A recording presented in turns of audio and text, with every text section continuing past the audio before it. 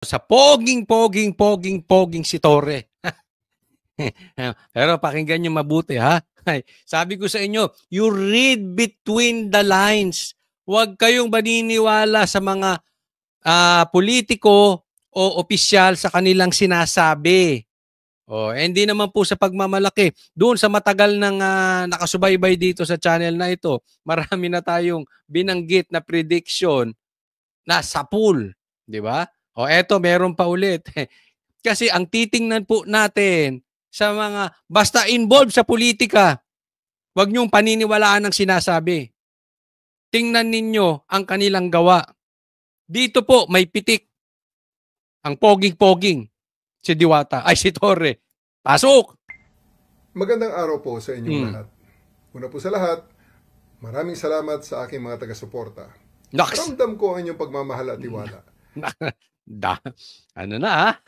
Senador, idol mo si Bato, ha? PNP chief na naging senador, ha? Talaga naman, ha? Mga taga-suporta. Sigurado ka dyan? At saka mga nagmamahal sa'yo? Ako, alam ko, ang nagmamahal lang sa'yo, Dilawan. Baka nga yung mga makamarcos, hindi na nga kasi tinanggal ka eh. Pula mismo nagtanggal sa'yo. Sinong nagre-react? Sinong nagagalit? Kaway-kaway sa mga Dilawan dyan. Pumupunta din sila sa Facebook ko. Pag sumugod yan, bulto-bulto yan. Pero check-in ninyo. Walang post. Nakalock ang profile. Halatang bayad no? Sige. Pasalamatan mo yung mga Dilawan. Sa gitna ng lahat ng kaganapan at nagaganap, ang inyong mga salita at panalangin ang nagsilbi at magsisilbing lakas at inspirasyon ko. Ikalawa, salamat din sa mga naawa sa akin. Ngunit hinihiling ko sa inyo, huwag niyo akong kaawaan. Luto! Hindi ka talaga namin kakaawaan. Laki daw ng kinita mo eh. Sabi. Oo. Ewan ko kung totoo yun na malaki daw kinita mo. Pero, imposible naman gagalaw ng walang kinita. Sa aking opinion lang naman yon, di ba? Magpakatotoo na tayo, di ba? Lahat ng bagay sa mundo may galaw, di ba? Magtatrabaho ka ba nang wala kang kikitain? Of course, hindi. Di ba? Lalo na, di ba, si Pastor Kibulo yung dinala mo doon. Malaking tao. Tapos, mas malaki bang tao si PRRD? Don't tell me, libre yun. Gaya ng sinasabi ng maraming mga politiko, ang kanilang serbisyo ay libre. Pero kung libre yun, edi sige, ikaw na masunod. Pero hindi talaga kami maawa sa'yo. Dahil isipin mo, binaboy mo isang reliyon. Pumasok ka ron. Dahil sa utos, kung ikaw ba naman nag-iisip, kung hindi ka ba naman loko-loko, di ba? Kahit ako halimbawa, hindi ako iglesia, hindi ako Muslim. Alangan namang utusan ako, pasukin ko yun. Di ba? Dahil sa tingin ko, meron akong kailangang gawin doon. Bababuyin. Tama ba yun? Hindi naman kailangan nag-iisip ka. Dating presidente, kikidnapin nyo. Sabi ni Aimee yun, ha? Hindi nyo pinadaan sa due process. Sino maawa sa'yo? Di ba? Tapos, ang sabi pa ng marami, ang bulong-bulungan. Pero, ito'y bulong-bulungan, hindi ko sinasabi. Pero yung mga nakakarating sa akin, bulong-bulungan lang naman. Bulong-bulungan lang. Hindi ko po kino-confirm kung ito'y totoo. Pero usually, yung aking mga opinion sumushoot, sabi ko sa inyo di ba? Pero ako hindi ako naniniwala kasi ang sabi daw, nung umuwi ka daw from Davao, malaki daw ang naiuwi mo nung sumuko si Pastor Kibuloy sa ISAP. May mga kasama ka pang babae. Ay, nako! Hindi ko inaano yun. Sabi ko, huwag kayong maniwala dyan. Hindi totoo yun. Hindi. Coach, dito dumaan sa amin Airport ng Davao to. Hindi totoo yan. May private plane siguro yan. Posible namang dadaan dyan. Kaya ako din niniwala doon. Okay? Tuloy po tayo sa kwento. Kasi may kadugtong po yan. Iko-connect po natin. In spite of my abrupt removal as Chief of the Philippine National Police, okay po ako. Kung meron man tayong dapat kaawaan, iyon ay ang milyon-milyon nating mga kababayan na paulit-ulit na nagiging biktima ng palagiang pagbaha. Nako, patay ka. Tambaluslos, binanatan ka na. Okay. Wag na tayo magpaligoy-ligoy. Wag na natin paikot-ikutin ito. Itinatanggi ng mga congressman na hindi naman sila yun. 'Di ba? Meron kayong naririnig. Pero alam natin, pag sinabing flood control projects, sino naiisip nyo? Wag na tayo maglokohan. 'Di ba, Congress? Pagka sinabing ghost projects, sino naiisip yung mastermind? 'Di ba, Congress? 'Di ba? Nasa kanila ang power of the purse nga ika nga. 'Di ba? Pinipitik niya na. Sino pinaparinggan niya dito? Ang dapat kaawaan, isipin mo na binabaha kayo diyan. Bahang-baha na kayo.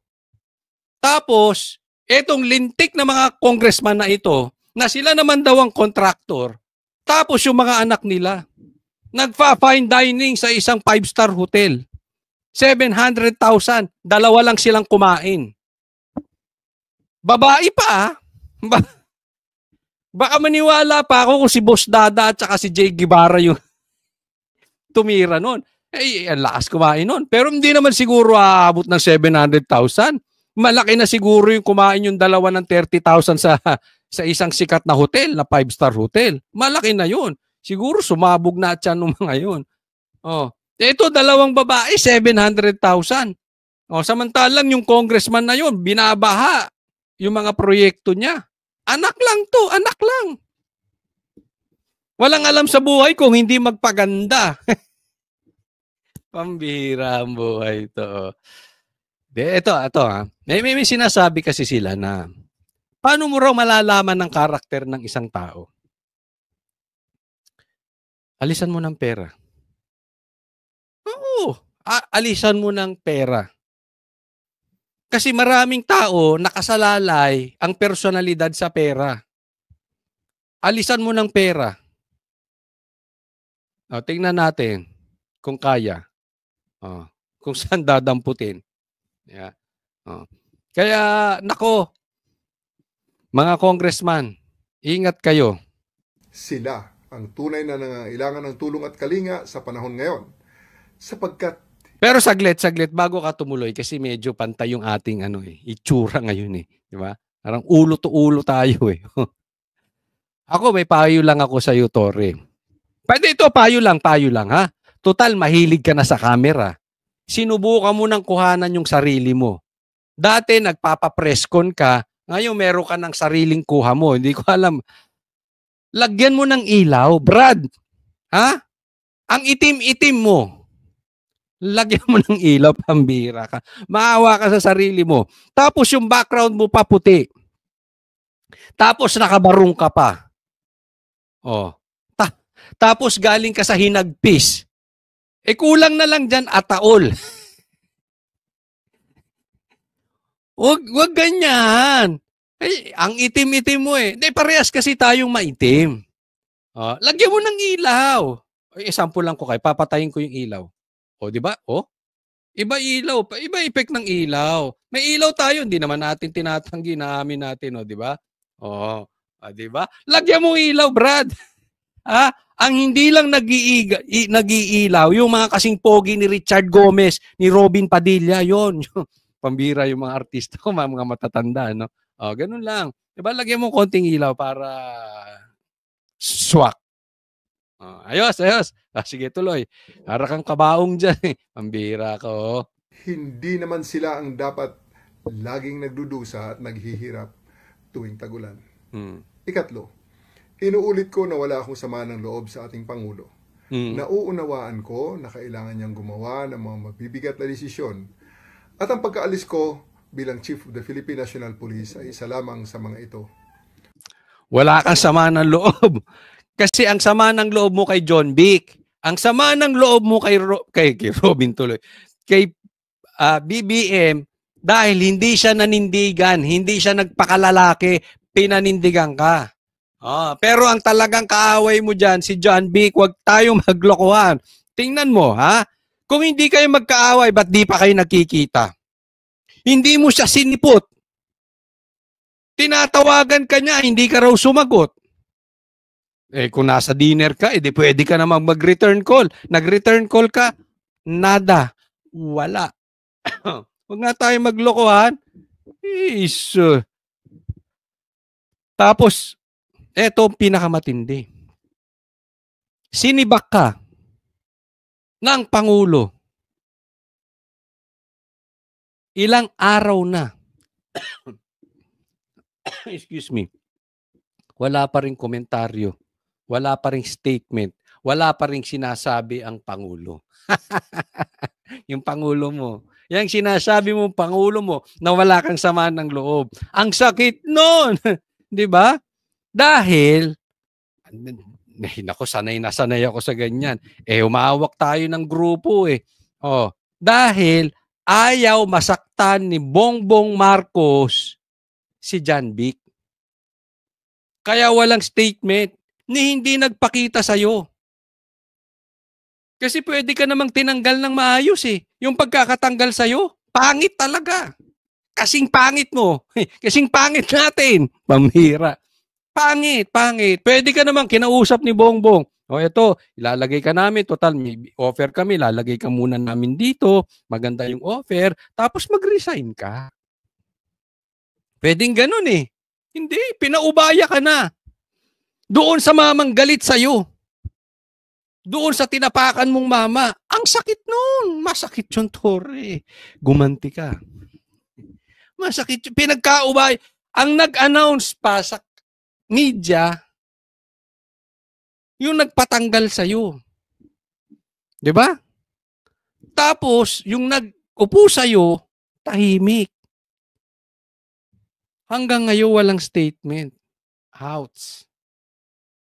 Kahit ikaw gwapo, nakakapangit yun. Masakit yun. Masakit yun.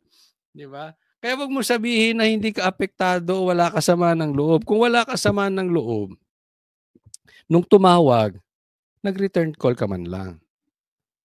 Nung inupo na yung iyong papalit sa'yo, umattend ka. Or nakipagkita ka na. Di ganun ang totoo, walang sama ng loob, di ba? Puntahan mo na. Wala, hindi kayo nagkikita-kita. Puro kayo statement. Tapos yung presidente, walang statement. Pulis pa rin naman ako, and I serve and I still continue to serve at the pleasure of the President and of our country. Yun, doon magmumukhang tanga si Nartates. Pulis pa naman din ako eh. At magsisilbi pa rin ako bilang pulis. Ang problema doon, 4-star siya. So yung PNP chief natin, hindi ko alam kung gagawin ding 4-star. Kasi iisa lang ang 4-star dapat sa Pilipinas. Ayaw mag-resign. Hindi magre-resign. Nagsisilbi pa rin siyang pulis. Parang si Boying to. Kapit to ko din. Halos mamatay na, hindi pa rin umaalis. Tuloy siya. Paano si Nartates? Saling pusa. Sinong saling pusa sa kanila? Si Torre. Pero maninindigan niya. Teka muna. Karapatan ko to. Hindi niyo ako pwedeng pilitin. Diba? The fact na inikot niya yung mga pulis, yung mga high ranking, inikot niya, ibig sabihin, may kapal ng mukha to. Hindi niya basta bibitawan yung pagka 4-star niya. Paninindigan niya yon. Hindi niyo siya pwedeng pilitin mag-retire until dun sa mandatory. Di ano ngayon si ano? Posibleng siya ang floating, pero si Nartates, anong dating niya ron? Wala. Mabuhay po tayong lahat. Mabuhay ang bagong Pilipinas. Eto, masasabi ko, Torre, ito ipayo ko lang, ha? Tingnan niyo mga kababayan ko. Sino ang tuwang-tuwa ngayon at nagtatanggol kay Torre? Obviously, Dilaw. Di ba? Nakikita nyo. Yung parang nakatanggap sila sa group chat nila ng instruction. Let's promote Torre. Let's groom him for the next maybe vice president or senator. Diba? Bago ko i-explain yan, alisin na nga muna natin kasi naalibadbaran ako eh.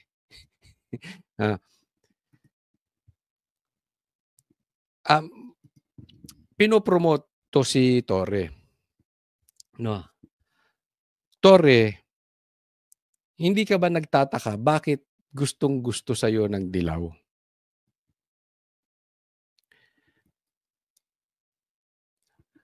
Kasi nauuto ka. Ginagamit ka. Ganyan na po ang dilaw, kanipis ang kanilang influence. They are already preparing for 2028. Wala talaga sila eh. 'Di ba? Wala talaga silang nakaachamba lang sila. Hindi ko alam paano minagic ni Garcia na nakalusot to si Bam at saka si Kiko. Possibly sinuportahan din ni Garcia, posibleng sinuportahan din ni Bongbong Marcos. 'Di ba? Pero wala talaga ang dilaw eh. Wala sa kanila. So come 2028, inodoro na naman sila. Imagine this. Kung ngayong midterm election hindi sila nakasingit, all the more sa 2028. You know why? Wala nang kwenta ang power ng presidente, ng incumbent president noon. So the power will come doon sa malakas. Which is obviously, everybody knows, even kayo mga dilawan, even mga pulahan, even yung mga komunista, everybody knows BP Sara ang pinakamalakas. Kaya nga sabi, if BP Sara can survive yung mga attack sa kanya, she will surely be the next president. So, wala sila eh. Kaya nga, inuuto nila. At alam nila to si Torre, uto-uto. Di ba? Kaya dapat to si Torre, hindi na siya magpauto. Isipin mo, inalis kang PNP chief. No? After na nagawa mo para kay BBM, kaaway niya si Pastor Kibuloy. Kaaway niya si PRRD. Pinatrabaho sa'yo. Tapos, pagkatapos mo maposisyon, hindi ka na panindigan kay John Vic. Yan ang totoong istorya niyan. Maaring nagmalabis ka, pero pwede namang suspension muna. Or kung talagang tatanggalin ka sa magandang paraan. Di ba? Ilalagay ka dahil uutuin ka na naman, Torre. Hindi natin alam. Baka mamaya, ang ipakidnap naman kay Torre, si BP Sara. We don't know. We don't know kung anong nasa isip ng presidente. Definitely, kung ano-ano ang naiisip ng presidente. Dahil maraming bumubulong eh. We witness that. Ngayon, alam nung nangyayari, dahil bumulong si John Vic sa kanya, tanggal si Torre. Yan po ang katangian ni Bongbong Marcos. Hindi niya kaya yung mga matataas, pag binulungan na siya, wala na. So uutuin na naman to si Torre. Kaya Torre, huwag ka magpapauto. Katanga mo na, sa totoo lang. Katanga mo, grabe ng katangahan mo. Kung magpauto. Kasi kung nauto ka para ginamit ka kay Pastor Kibuloy, kay PRRD, for the promise na PNP chief ka or anything, okay yun. Kasi one time kang naloko. Tinanggal ka PNP chief. Pero kung mauuto ka ulit ngayon, grabe katanga mo na, Torre. Katanga mo na talaga. Kaya hindi ka na dapat talaga magpauto dito kay Bongbong Marcos at pati sa Dilawan. Alam mo yung ginagawa sa'yo? Let's be frank. Let's be honest this time. I'll go straight to the point. Kaya lang sila natutuwa sa'yo because you are a clown. They treat you like a clown. Na kahit anong ipagawa sa'yo, gagawin mo. Hindi ka mag-iisip. And then, pwede ka nilang gawin kung anong posisyon because you are not influential enough pag ikaw naman ang kinatkong nila. Look what happened. Nagamit ka, pero pag tapos na gamit sa'yo, You are not influential enough, kahit basta-basta ka na lang itapon ni Bongbong Marcos, wala ka magagawa. Hindi ka makakapalag. Unlike the likes of BP Sara. Itinapon niya, pero ano nangyari? Nag-backfire sa kanya.